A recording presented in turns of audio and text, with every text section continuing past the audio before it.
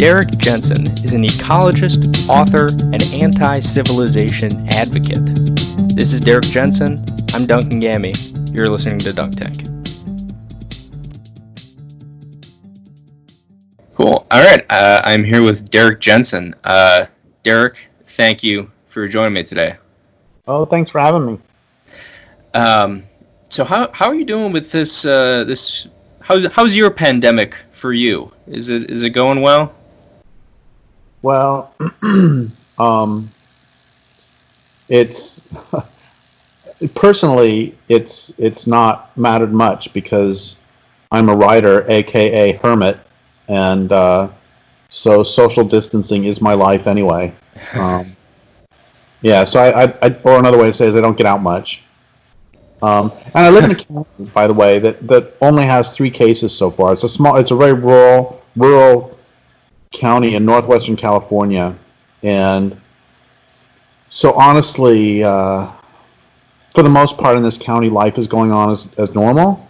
And also, I have an advantage over some people in that I live in the forest, and my sister, for example, lives in an apartment building, which means if I go outside my door, the only people who've been by in the last few minutes have been, bear people or Stellar J people or whomever.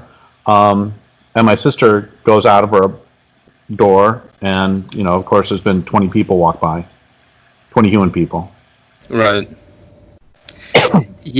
Yeah, I mean, well, not only that, but you open your door and you're in the woods. Like that's just got to be a lot better for the mind than to open your door and see, gray blocks of buildings and city streets and so on. Yeah, a couple quick stories about that.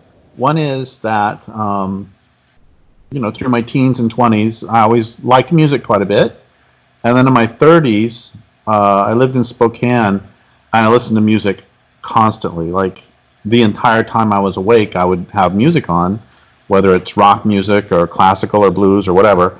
And then I moved here, and over the next 6 months, I stopped really listening to very much music. And I realized that music's fine. I'm not making any complaints about music. Right. But I've been actually I lived about 200 yards from the interstate when I lived in Spokane, or maybe 400 yards. And basically I'd been using the music to mask out the sounds of cars. So then I moved to the forest, and I'd much rather have the birds and the silence. Yeah. And then the other story is shoot, I forgot the other story. No worries. No, I mean the fact that there's so much just ambient noise pollution in the city. I mean, I noticed that like there's no real, if you go on a run in the woods or you're biking and there's like a creek nearby, there's kind of like a natural background music to tune into, whereas you don't want to tune into the natural background music of the city. Exactly. And I remember the other thing I was going to say, and it's that when I used to go on tour quite a bit, after my event, I would go back to my hotel room and I would pull the curtains shut on my windows and then just stay in the dark hotel room and basically only go out to eat until either the next event or the time to go to the next town. Because when I was in cities, I always felt just abraded by all of the just so many people, so much concrete, so many sharp corners, so much really intrusive sound. And then when I would get home, everything would be fine. And where I would park at my mom's house, and then I would walk 3/8 of a mile through a forest to my house, and and there was a certain place about halfway on the walk home when I would finally feel, oh, I'm home. And for the longest time, up until I was interviewing somebody a few months ago, I was I always felt like, oh, it's just the view here that makes me feel like I'm home. When I get to a certain place in the path and I can see a certain thing. But then I realized I was interviewing somebody about marijuana and how marijuana goes into your lungs and then into your bloodstream and then crosses the blood-brain barrier, and about how long that takes. And it suddenly occurred to me that I think the reason that I felt home at that certain place on the way home, a certain place on the walk, is because I was breathing in the forest, and it took a little while for the forest to my lungs, enter my bloodstream, and cross the blood-brain barrier. And so what I should do, and remind me if I forget, which I will because I'm 59. What I should do the next time I go out, not go out like to town, but like go somewhere away from home, long enough for the forest to clear its way out of my body, and then when I come back, I should immediately get out of the car and I should just walk like 10 feet into the forest, and then I should just sit and see if it takes the same amount of time as it did for me to walk for me to feel like I'm home. Do you see what I'm getting at? Yeah, no, that makes a lot of sense. Like the idea that there's this natural high in the forest. It just takes a certain amount of time to kick in. That's so cool. It's funny when you were saying that. It just reminded me of the fact that because I live in a city and I was living in this apartment, and I started just getting really grossed out by my living space. Not because it was so like untidy or anything like that. It was just a bummer. Just like what you're saying, like sharp corners. When I would look out my window, it would be a train station, so I'd hear that all night. And I tried to bring like some fake plants in the room, and I bought some like nature posters, and like that made it kind of better. But it just feels like unhuman to be like, okay, I've got my picture of nature now, and now I feel a little bit more at ease. It's like, God, I wish I was just out in the woods, like that'd be probably, these are synthetic doses of the natural high you're talking about. Yeah, that's a good way to put it. And, we evolved, in nature, and we evolved hearing all these other sounds. And, John Livingston was the first one who really introduced me to, the first human who introduced me to this through a book, as opposed to the Meadowlarks introducing me to this when I was a kid. That he talked about how we feel like, and it always felt to me that cities are places of sensory overload. It always felt that way to me, and there's a way in which it certainly is. But he pointed out that we evolved. Well, here we go. So is this is this live or pre-recorded? It's pre-recorded, so no worries. I've had plenty of dogs decide to join the conversation before, so. It's kind of making the point that so if you can, not at this moment, but after I get done with this little explanation, if you can stop this for a second, and then I can leave and then come back, because yeah. They're barking because there is a bear downstairs pounding on the window. Oh shit! So no, it happens all the time. Yeah. And so I have to go downstairs. Yeah. Attend to your bear. I'll tell the bear to come back later, okay. And otherwise the dogs will keep yammering. No worries. Anyway, so I'll be like 3 minutes. I'll be right back. Hey, no worries.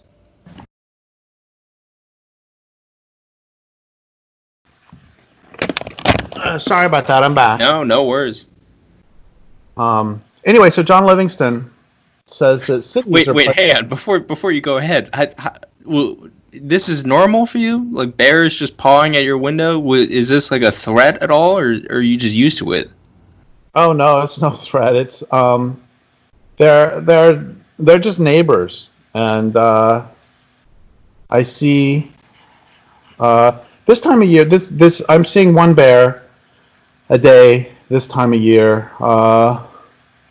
This last winter was abnormal in that usually I don't see any bears from December through May, and then this winter They didn't hibernate, most of them. There was a big, huge bear who I saw him till maybe September, October, and then he obviously had enough fat to hibernate. And anyway, but I saw up to 5 bears a day this winter. They were all yearling males, and I know they're males because sometimes when they're just lying out there scratching themselves, they might be on their back, and one They can let it all hang out. Yeah, I gotcha. And anyway, normally I would not be. It would be iffy as to whether I would, on a normal year, I would see any bears yet. Usually, females start showing up with babies, maybe within the next few weeks. Anyway, so yeah, this is absolutely normal. I see them all day. I mean, I see them all the time, and it's a delight to. I mean, there's nothing that makes me happier really than seeing a large mammal. It doesn't have to be a mammal. It'd be fine if it was a reptile, I guess. Yeah. A large creature, comfortable enough that they go to sleep.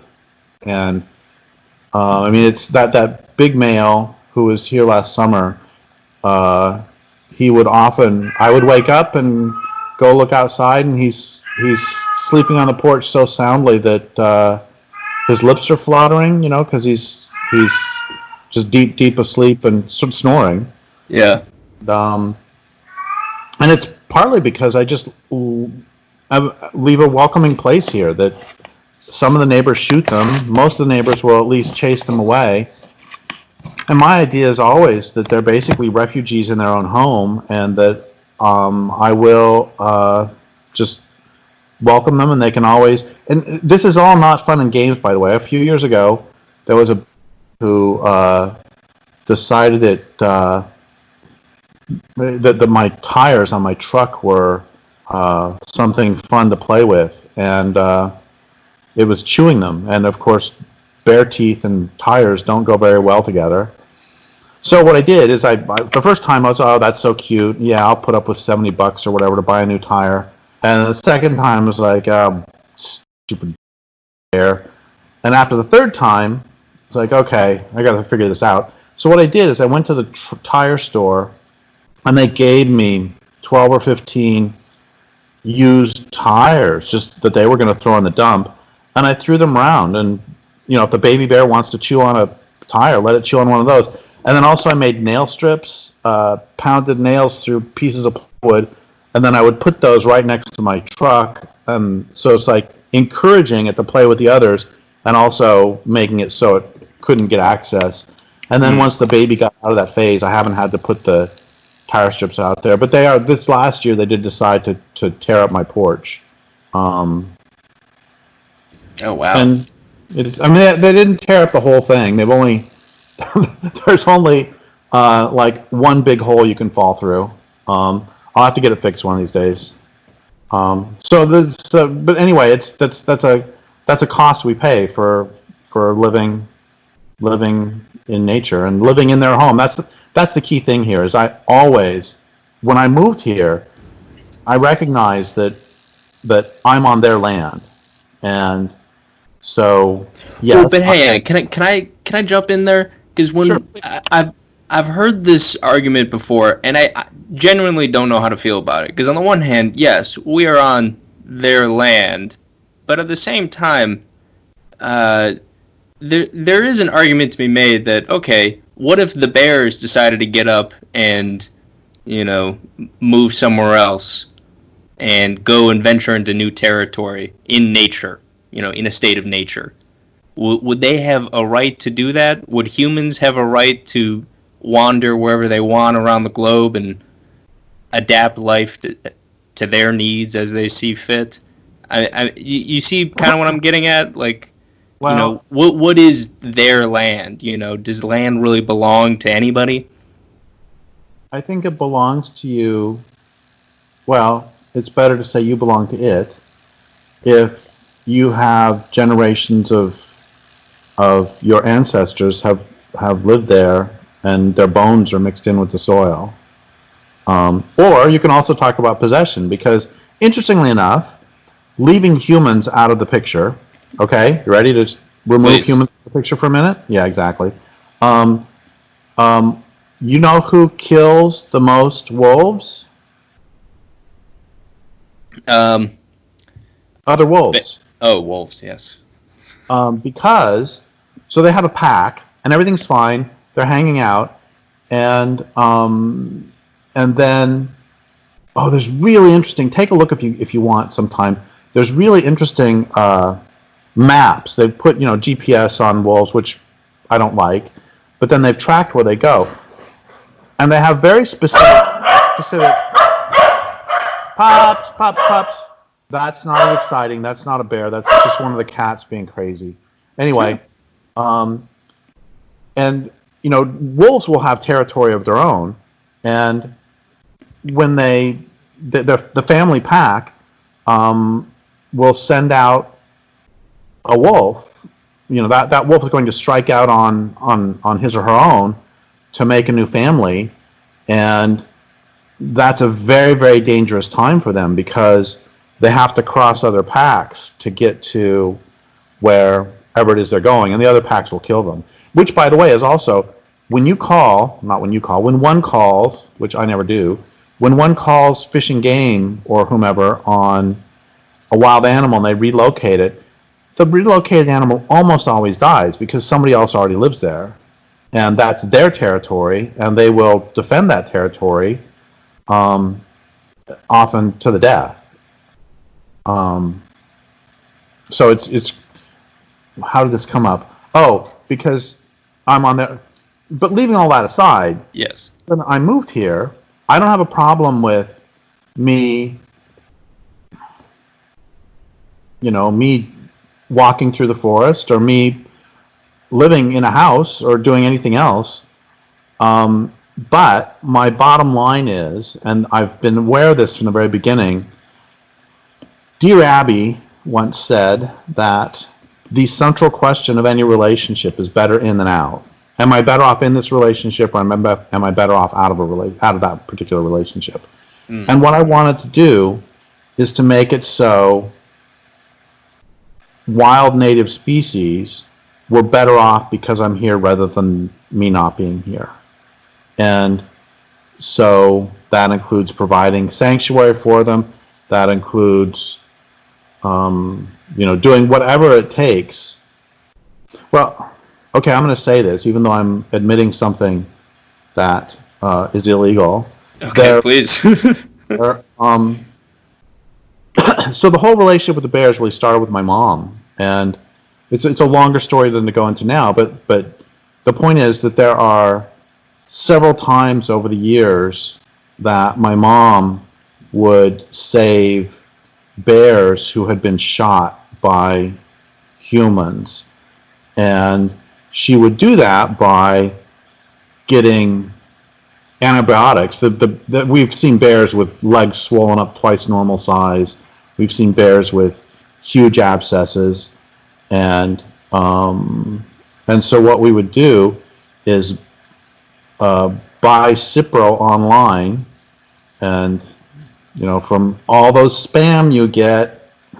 By the way, never do one, because then they will call you once a week. Get Cipro somewhere else. Okay. Anyway, so we bought a bunch of Cipro, and then would make little peanut butter sandwiches and throw them out when the bear with the huge infected leg would hobble up.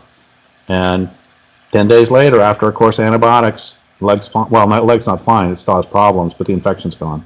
And that's illegal? Oh yeah, it's illegal to basically it's illegal to help bears in any way. You can't feed bears. You can't do anything with bears. You can't do anything but chase them or kill them, I guess. Wait, really? So that seems crazy. You can actually shoot bears and hunt them, but you can't give them antibiotics. Well, you can only hunt them with under the regulations. But in this neighborhood, people have shot bears, and the reason. Okay, I'll tell you two quick stories. One guy got in trouble, one guy did not.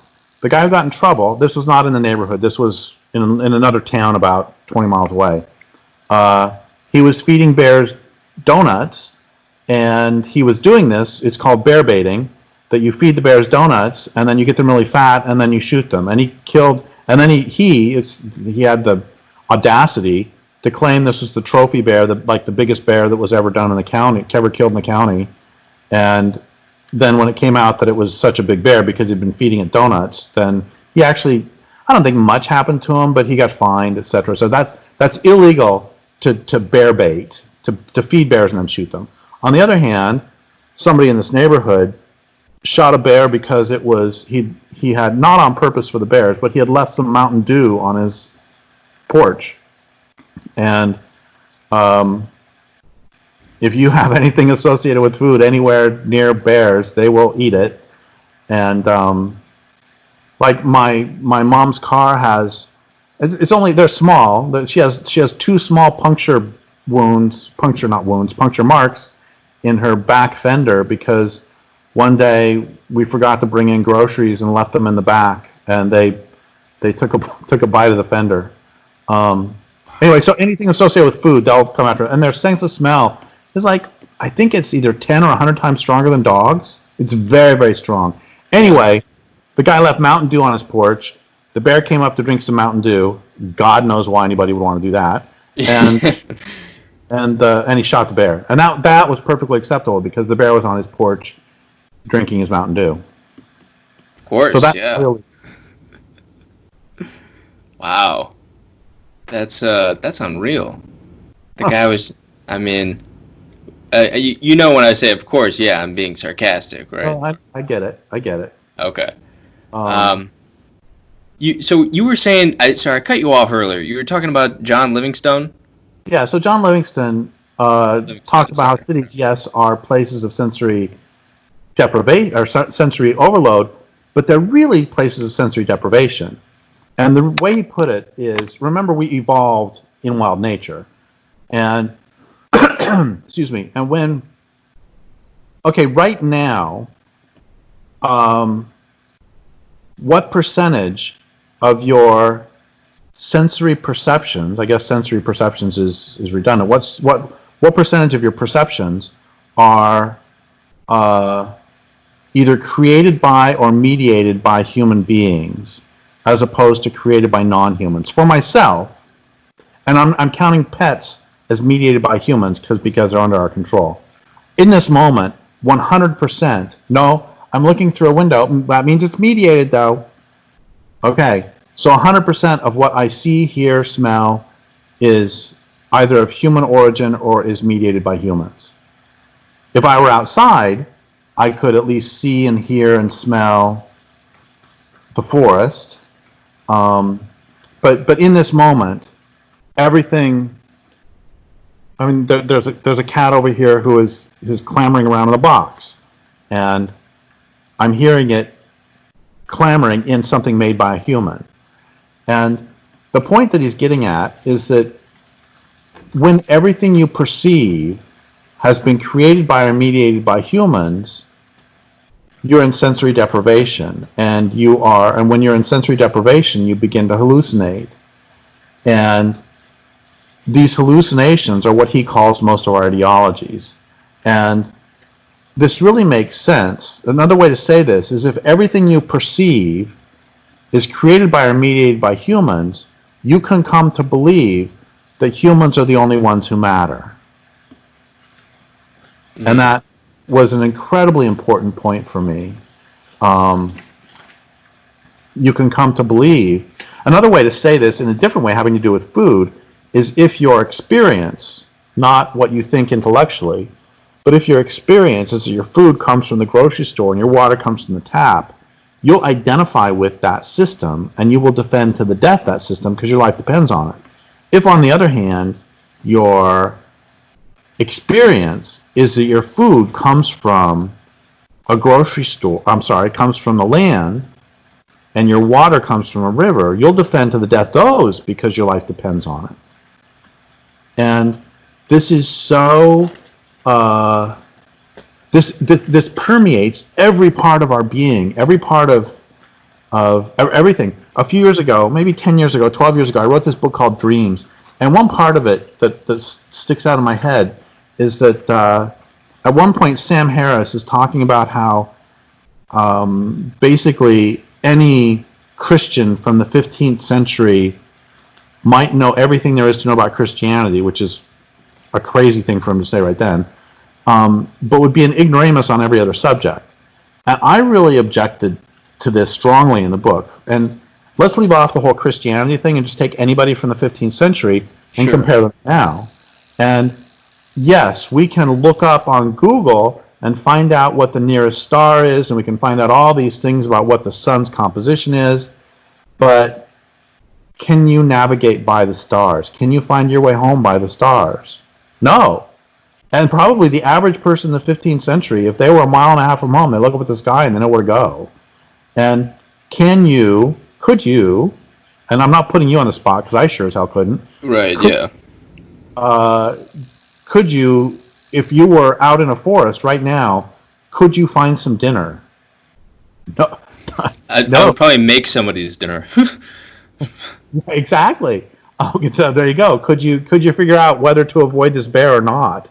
And so the point is that our knowledge has, I don't think increased, it's changed, and it's become less personally held and less direct. I mean, for God's sake, even 120 years ago, most people, at least rural people, would have known how to build a chicken coop or maybe a house. And I sure as hell couldn't. Yeah. The other day, I had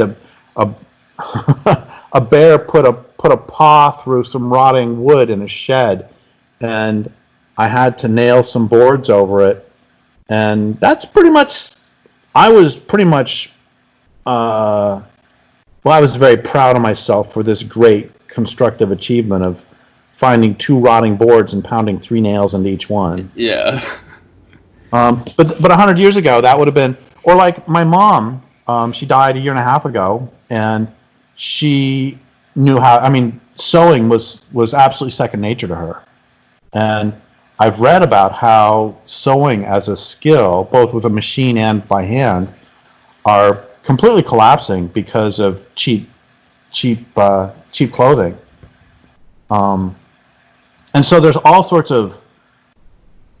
Another way to say, there's 2 more stories on this. Sorry if I'm rambling too much. No, not at all.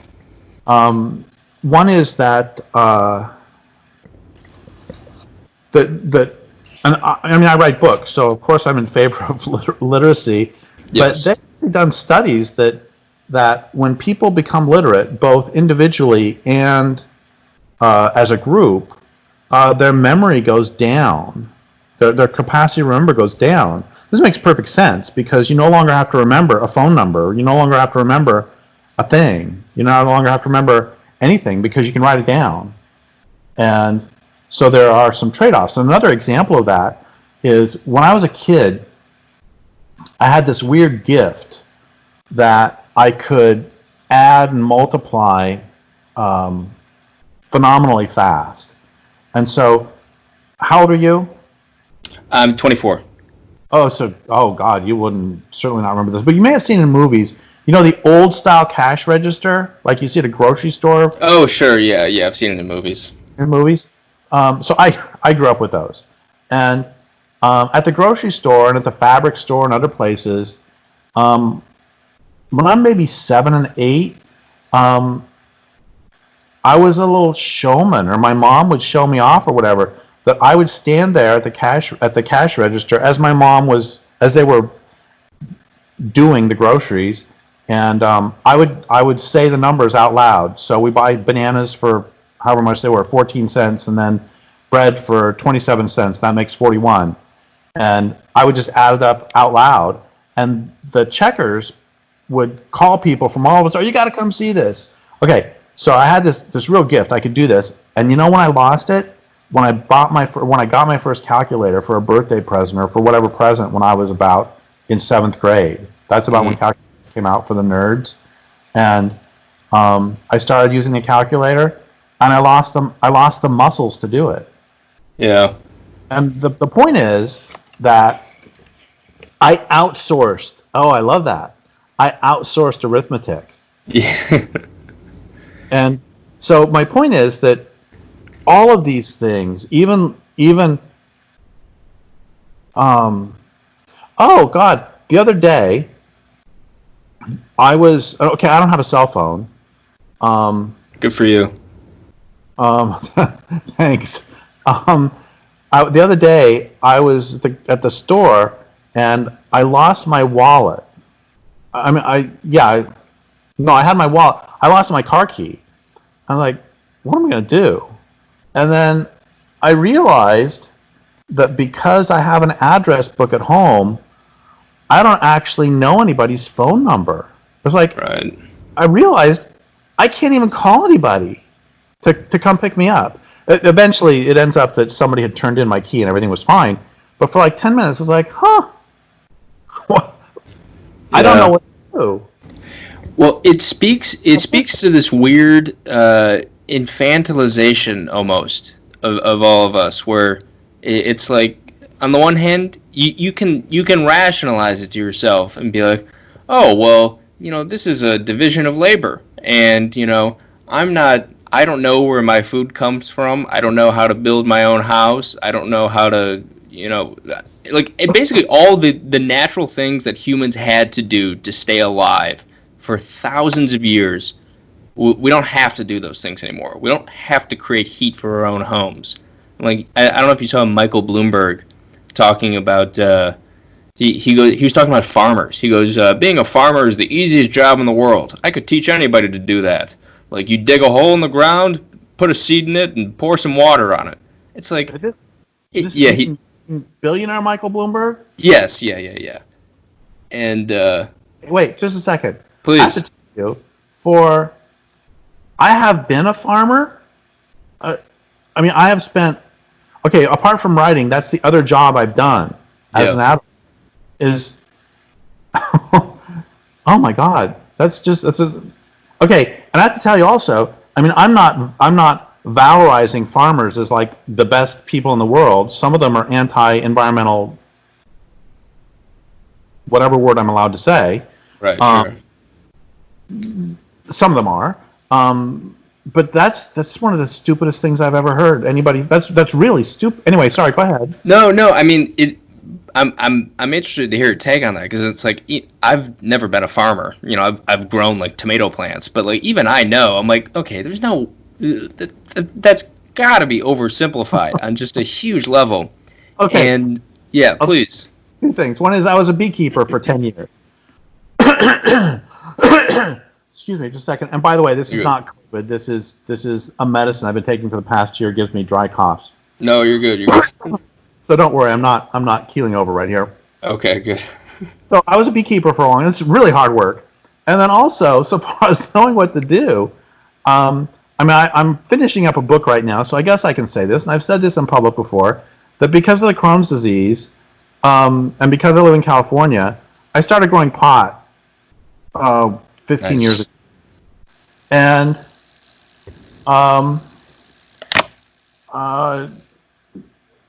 but actually, and right before we went on this conversation, I was writing on some of the book, and so now I am searching for the word worst. Oh, I thought you were going to say that I was smoking pot. That would have been fine too, but no, I was working on the book, and now I'm searching for the word worst because chapter 2 begins, for a time I was the worst grower in the world. Not because my teachers weren't the best, for they were. Instead, the problem was a combination of my own congenital, probably inherited stubbornness, an almost complete inability to learn except by repeatedly messing up, and an uncommon lack of common sense. I overwatered, underwatered, overfed, underfed. If there was a way, can I say the F word? Dude, you can say whatever the fuck you want. Okay. If there was a way to fuck things up, I did. Several times. That's how I learned. Eventually, in the meantime, the plants were small, the buds tiny. I thought I'd go to some online forums back before Facebook destroyed them and compare my bud size to those of others. This was a mistake. Everyone else's buds were huge. Their yield's unbelievable. My popcorn buds are the size of apricots and the top collars are as big as baseball bats. I get 1.5 pounds per plant indoor and 10 times much out of my outdoor scene. The more I read, the smaller my penis, I mean buds, seemed. There are a few reasons, however, that none of this bothered me as much as it could have. The first is that I soon realized that lying about bud size, and especially plant yield, is rivaled only by lying about penis size. No, that actually isn't true. Lying about yields is more extreme. It is as though men were claiming their penises were 6 feet tall and weighed 200 pounds, which would mean some men really are dicks. 3/4 of an ounce became 4 ounces, 4 ounces became a pound and a half, the size of a pencil becomes the size of a Coke bottle, and a Coke bottle becomes the size of a small tree. The second is that visiting these forums, I discovered I was not, in fact, the worst grower in the world. For example, one guy posted a picture of a tiny dead plant with a comment, "What am I doing wrong? I water this plant 4 times a day and it's still dying." And several people posted pictures of beautiful, huge male plants, complete with their little dingleberry blossoms, with the question, where are the buds? It's fine, by the way, that a lot of people don't know that buds grow only on female plants. It's even fine that some experienced growers don't know that. It's just that made them worse growers than I was, so I felt better. Anyway, the point. Oh no, here's the point. I still, however, had to ask myself the fundamental question, which was, if even stoners, well, some stoners, can grow great buds, why can't I? How bad a grower do I have to be to not be able to grow a plant called weed? What's next? I fail at growing dandelions? Yeah. So, the point is that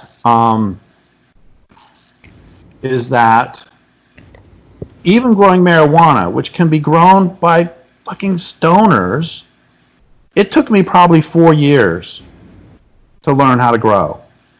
And my life didn't depend on it. You know, this is not like growing the crop that I need for my family to survive. And no, there's very much a learning curve. And then you need to know, I was just talking to a guy the other day. Lately I've been dealing with aphids, and I'm realizing probably the best way to deal with aphids is either... Wait, what is aphids? Aphids are small insects. I think they're insects. Or are they mites? Anyway, they're small arthropods who they reproduce really quickly. The females can have babies without males, and in fact, the females are born pregnant. Wow. So there's a problem with youth pregnancy in your community. Yeah. And anyway, they suck sap, and ladybugs eat them, and I don't really like using pesticides. So I've decided though that the best ways to deal with aphids are either tactical nuclear devices or flamethrowers, and go ahead and burn down the entire village, not just your grow house, but the entire village. I'm joking, of course. Yes. Yeah, aphids. God, why'd I go off on that? Oh, no. So the point is that now I've been a grower for 15 years, and I haven't had to really deal with aphids before, so I'm learning how to deal with aphids. And I mean, this is what happens with. And by the way, the best thing to do with aphids I've discovered is just put the plants outside in a forest, and what do you know? Wild predators will come and eat the aphids, which is a whole story we can talk about with monocrops. But anyway, no, that's insane. And do you want me to bring this back to the pandemic? Sure, please. So one of the lessons that I don't think that this culture is going to learn from the pandemic is the fragility of God, I'm wandering all over the place. Is this... No, dude. Like, say this is tangents welcome. Okay, good. Because as you know, from work, my work consists of tangents.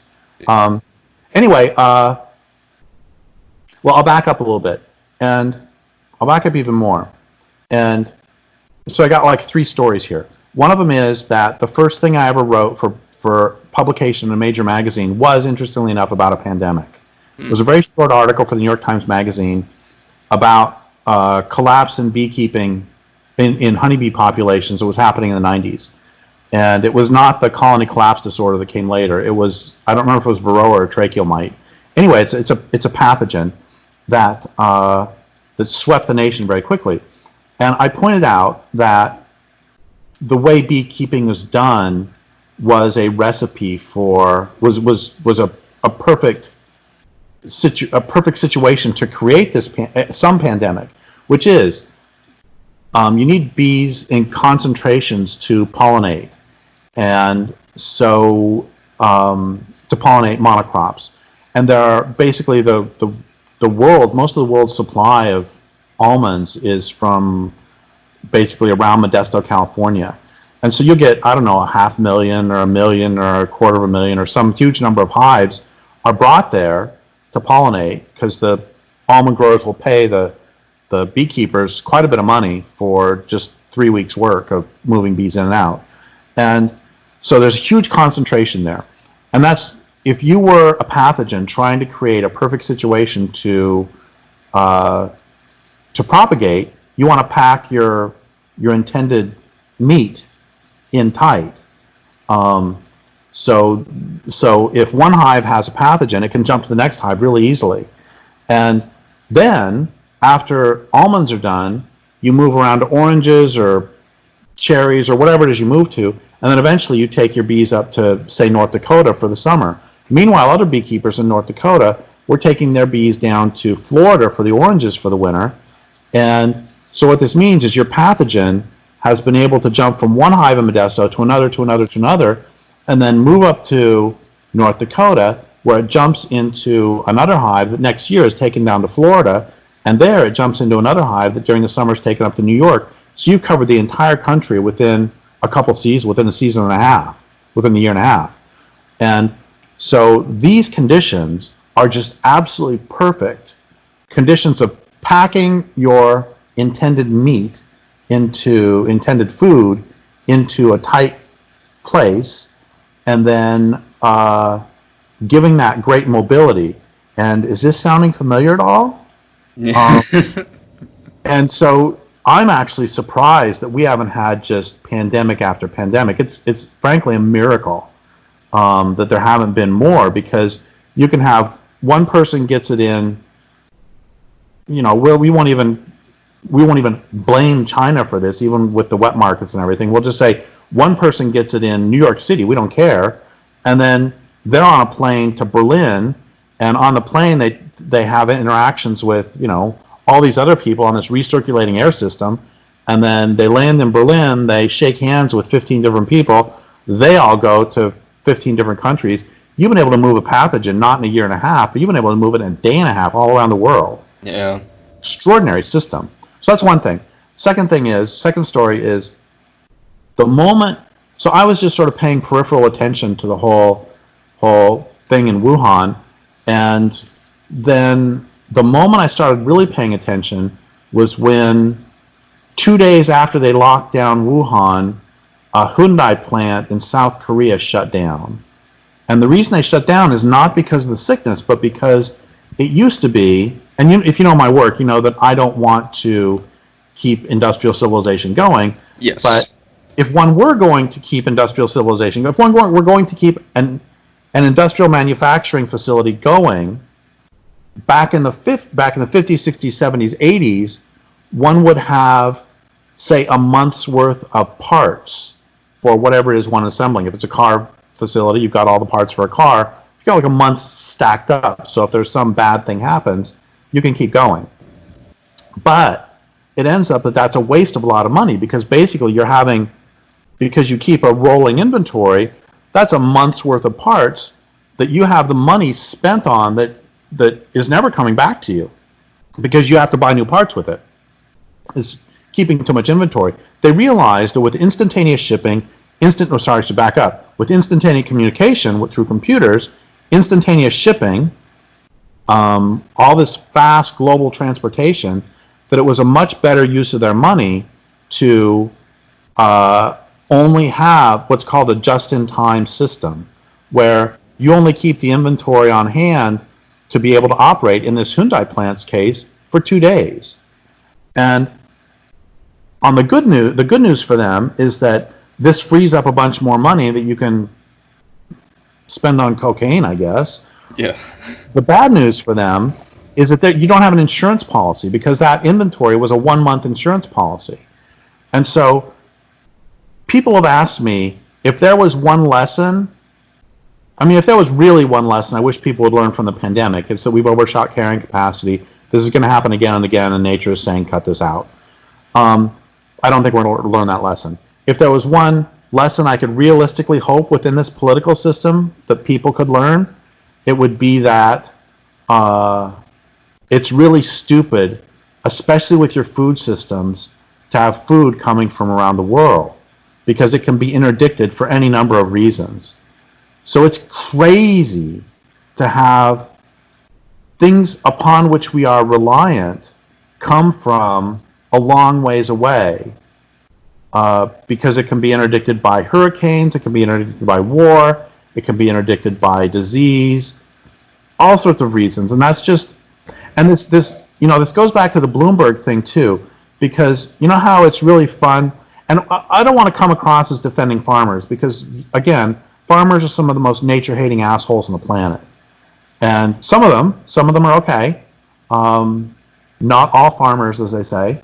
Really, that's kind of not what you would expect of the typical image of a farmer. I expect someone who has a deep relationship to the land, who, smells the soil in the morning and thanks God for, the blessings of the earth. Is this a romantic lie that I've been told? They exist, but the truth is that most farming is mining topsoil. The Iowa used to be, I think, 16 feet thick of topsoil, and it's gone. And also part of the problem is that, I was describing aphids and talking about using tactical nuclear weapons as a joke, but the truth is that if you have a crop and somebody's going to eat that crop, they're, as they say, taking money out of your pocket. And so it can be really easy to start. Okay, so a monocrop of any sort, whether we're talking corn or Doug firs, marijuana, I don't care what it is an unnatural system. And pests, in quotes, are nature's way of trying to correct that system. That it doesn't like the fact that the ground is, what you do when you plow is you're killing every living being in that soil, even down to bacteria, and you're converting the entire thing to human use.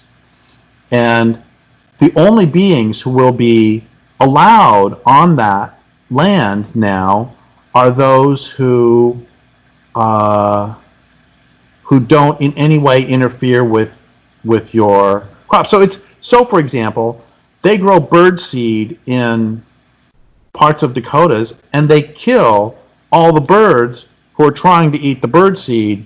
Like, they kill bunches and bunches of red-winged blackbirds who would want to eat the seed.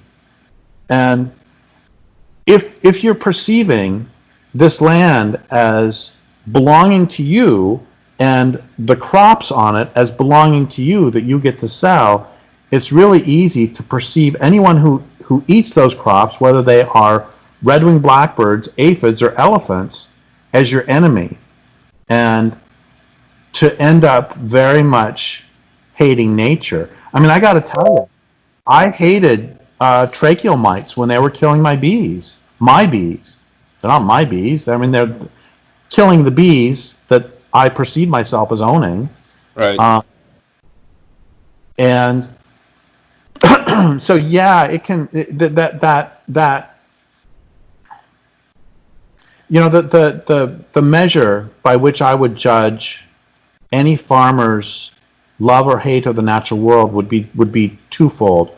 One is there more soil every year than there was the year before, and is the soil healthier? And two, what is the biodiversity on the land that they control?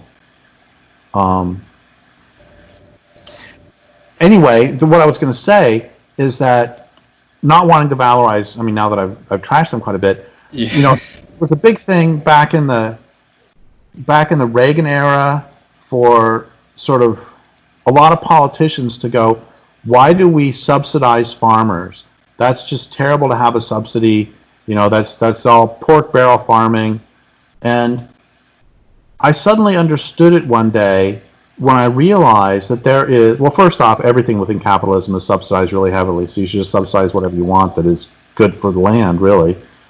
Leaving that aside, that one reason that it would be wise to have those subsidies is because that is of strategic interest, that if you go to war, for example, you don't want other countries to control your food supply. You want to have a food supply system in place so that if something catastrophic happens, whether it's a war or a pandemic, that you have the system in place to feed yourself. That's the rationale for having farm subsidies in the first place.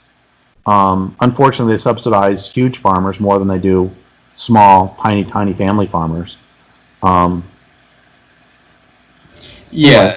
No, I get what you're saying, and it's just to sort of bring it back to what you were saying earlier about the people in the 1500s having, a better, a different form of knowledge, a more immediate form of knowledge, and there's all sorts of ways that sort of infantilization that we are undergoing now kind of shows up. Like, are you familiar with David Graeber at all? A little bit. He wrote a book called Bullshit Jobs, and he was talking about how people in feudal society used to work in apprenticeships until they were like 30, and whatever class of society you were in, and obviously it was a very rigid class structure. But if you were like a noble woman or a peasant, you would find an older noblewoman or an older peasant, and you would learn under them for 30 years, and then you would go off and you would essentially be like your own boss, and work for yourself. If you're a peasant farmer, you got to pay a huge tithe to whatever lord you're living under, but there's no one cracking the whip over your head. Whereas nowadays it's like, and that was perceived as like the period of adolescence, your apprenticeship. And once you left your apprenticeship, you were no longer an adolescent. But nowadays, the analogy he uses, that we're continuing our adolescence for our entire lives, a lot of us, if we're just going out and working for someone else for, in a corporation or whatever it is. My question to you though is like, at what point was there a point where this all went wrong? I mean, is this a recent development? Did this just start with industrialization, or like, can we go back to when we invented agriculture as like being the big mistake we made as humans? I mean, it would be nice to be in a harmonious relationship with nature, I mean, that's kind of what the Garden of Eden is describing. Like, was that ever a reality for us, or is that possible to go back to? Well, two things. Multiple things, of course. One of them is that, yes, agriculture was, as I believe it was Jared Diamond said, the biggest mistake humans have ever made. It fundamentally transformed our relationship with the natural world in ways that we already talked about. That if you perceive the land as being yours, and all these, it's like if there's salmon in a stream, you're not harvesting them, and if you can't sell them, if you're just in a communal relationship without buying and selling relationships, without the relationship of buying and selling, you don't need to take more salmon. It's ridiculous to take more salmon than you can eat, and you leave enough for the bears, and you leave enough for the people who live upstream, and these can be very conscious decisions, and you recognize that the fundamental building block. I mean, here's the thing: that our whole notion of what evolution is based on is wrong. In that we believe it's based on those who can hyper-exploit the most are the ones who survive. And I can show that's wrong in one sentence if you give me a couple semicolons. And that those creatures who've survived in the long run have survived in the long run, semicolon. You don't survive in the long run by hyper-exploiting your surroundings, semicolon. You survive in the long run by actually making your habitat better. And that's what salmon do. Salmon make the forest a stronger place, and the forest makes salmon a stronger place. And that's the fundamental relationship we've had, is if you consume the flesh of another, you now take responsibility for the continuation of the other's community. Because if you don't, if you if there's 1,000,000 salmon, and then next year there's 900,000, the year after there's 800,000, eventually you're gonna go to zero. And the only way you can have the only way that you can survive in the long run is by like I said, improving your habitat. And this we can bring this back to bears for a moment. That I've seen plenty of times where the mother bears had twins, and sometimes one of the twins is really aggressive, and sometimes one of the twins is really timid. And you can see the aggressive twin stealing food from the timid twin. And so I really was thinking, this is making me question my notion of how much I hate sort of the selfish gene idea, that this aggressive twin is getting a lot more food.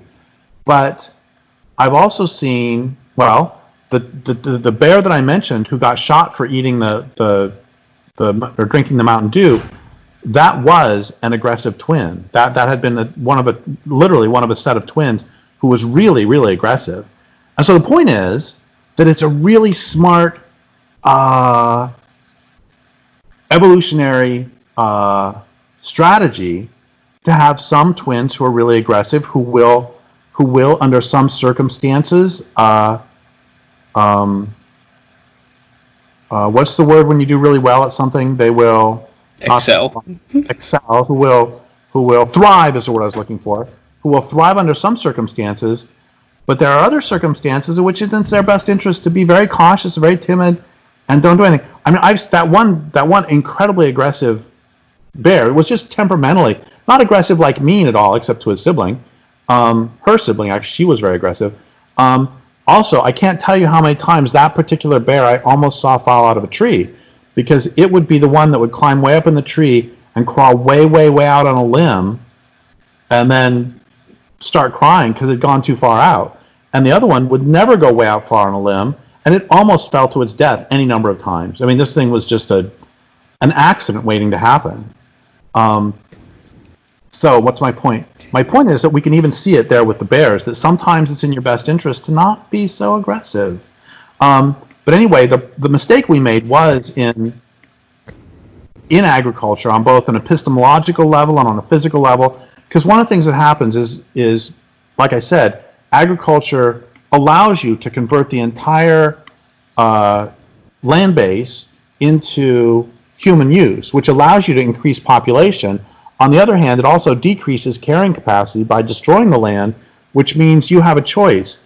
Either you can collapse or you can conquer somebody else. But fortunately for you, because you've been able to feed these extra people through this, and also because you've been able to convert the trees into chariots or ships, you now have a competitive advantage over your neighbors, so you can conquer them. And that's basically the history of civilization in the last 10,000 years. So that was a mistake. Also, when I say this, I want to be really clear. I am not saying that traditional hunter-gatherers were like these noble savages who never did anything wrong. There are many, many hunter-gatherers who are still very warlike, and they kill lots of people. But that doesn't alter the fact that they don't have, that agriculture forces, I'm not saying everyone was either. There were very peaceful ones too, or are very peaceful ones. But my point is that once you become agricultural, you have to keep expanding. You have, this is where, have you read any Lewis Mumford? No. Okay, so if I may be so bold as to give you an assignment sometime in the next 5 or 6 years. Sure. Read The Myth of the Machine by Lewis Mumford. And in the next 6 months, I want you to read, I don't remember if it's Authoritarian and Democratic Techniques or Democratic and Authoritarian Techniques. It's an essay that's like 10 pages long. Really brilliant. Anyway, one of the things he talks about in there is how a technology can become authoritarian. And what he means by that is not only that the technology requires an authoritarian power structure. For example, mining of any sort requires an authoritarian power structure because nobody in their right mind wants to go in a mine. And also, we're going over, but can I tell you another story? No worries. Yeah, go ahead. So I was somebody was interviewing me, I don't know, 10 years ago or something, And he was a dedicated Marxist who believed it was possible to run an industrial society only on purely voluntary exchanges. I said, okay, great. Do you have cities? He said, yes. I said, okay, great. How do you get around in your city? He said, buses. I said, great. What are the buses made of? He said, metal. I said, great. Where do you get the metal? He said, mine. I said, great. How do you get people to work in the mines? He said, well, you pay them a lot. I said, well, that's a really hard one because, of course, mining was one of the first forms of slavery. Nobody really wants to go down there. He said, no, you paid them an awful lot. I said, okay, great. I'll give you that. What do you do about the people who live next to the mine? Because every single hard rock mine on the planet has polluted groundwater and rivers. So there's a river next to the mine. That river is now polluted. What do you do about the people who live next to the river? He said, well, you pay them to move. I said, what if they won't? He said, you pay them more. I said, what if their ancestors are buried on this land? They've been living next to this river for 5,000 years, and they refuse to move under any circumstances because they will not leave their ancestors. He said, well, you pay them even more. I said, they won't move. He said, how many of them are there? I said, what difference does that make? Let's say there's 500. He said, well, the million people in the city vote, and they evict the 500 people. I said, look at what you just did. You went from purely voluntary exchanges to democratic empire, land theft from indigenous people, and genocide all in less than 1 minute, all so you can have a bus. And the point is, that's what he means by a democratic technique, is a metal bus requires those authoritarian power structures. And this is something that a lot of us forget. We think we can have groovy solar, but I'm sorry, groovy solar requires rare earths mining. It requires the entire military system to force people off that land. It requires the police system to make sure nobody steals the stuff on the way. And there are democratic technologies too. Pottery is a democratic one because nobody can control your access to mud. And basket weaving is democratic because nobody can control your access to reeds really effectively. But there's another thing too, which is why I bring this whole thing up, is that not only are they authoritarian because they require authoritarian power structures, but they're also authoritarian because the technology itself gets to be in charge. Like, what are cities made for at this point? Cities are designed for automobiles. They're not designed for humans. And global warming, we can't stop global warming because the whole fossil fuel system, the whole industrial system, is in charge. It's not human scale and it's not human made. We're actually making choices like, gosh, it's possible that this could kill the planet. So maybe we should think about stopping doing these things, but we're not. And it's because they're in charge. I don't mean this in a woo-woo sense. I mean this in a Lewis Mumford sense, that we have bought into these social organizations. And this is why, frankly, I just also want to say to you that you are so much smarter than I was at your age. And your questions are fantastic. You'd be surprised. Well, honestly, when I was your age, I was still trying to figure out if Canadian bacon really goes with pineapple, which I think it does. Anyway, your questions are really great, and the work you're doing right here, talking to me or Chomsky or the other people you've talked to, I think is really important in breaking what Mumford called the myth of the machine. And I think that it's so easy to not question. And I just want to say I really appreciate the fact that you are so young and questioning so well. Well, look, I hate to cut it off, but we've done an hour. We should probably wrap it up. But listen, if you ever want to chat again, or you said you're in the middle of publishing a book, maybe after that comes out, we could talk about that. Because we could talk for a lot longer. There's a lot of things I'd love to pick your brain about. And it's kind of funny as you say that, because then I stop and think, I'm like, okay, well, we're talking over, at least I'm talking over a MacBook right now. I presume you're on a computer. So it's, there is, do you find any contradiction in that at all? I love the line by Lear Keith that the task of an activist is not to, how does she say it? Is not to, oh God, I'm going to ruin it. The task of an activist is not to navigate systems of oppressive authority with as much personal integrity as possible. The task of an activist is to confront and take down those systems of authority. And what I mean, what she means, and what I mean by that is I don't give a shit about personal purity. Yeah, I use a computer. But here's the thing, and so many Buddhists over the years have made me so mad by, they will say, gosh, Derrick, you need to practice non-attachment because you need to not be attached to the salmon.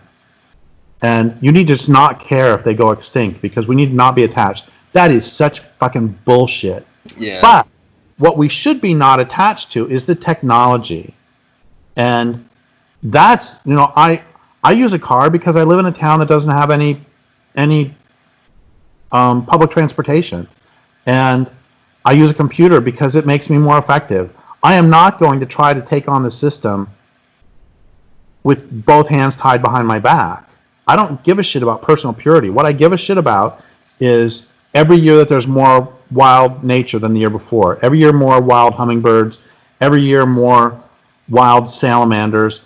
And I'll use whatever tools it takes to get there. The people who come, the humans who live 100 years from now, if there are any, are not going to care whether you or I used computers. They're not going to care whether we recycled. And sure, I recycle, but it's mainly a sham. They're not going to care about whether we did this or that. What they're going to care about is whether they can breathe the air and drink the water. What I care about is results. And this has helped us here. I am fully aware that the entire system as it is, the entire globalized system, would not be possible without computers. And if I could snap my fingers and make computers go away, I would do that in a heartbeat. But that doesn't alter the fact that me not using a computer would not slow the system down one iota.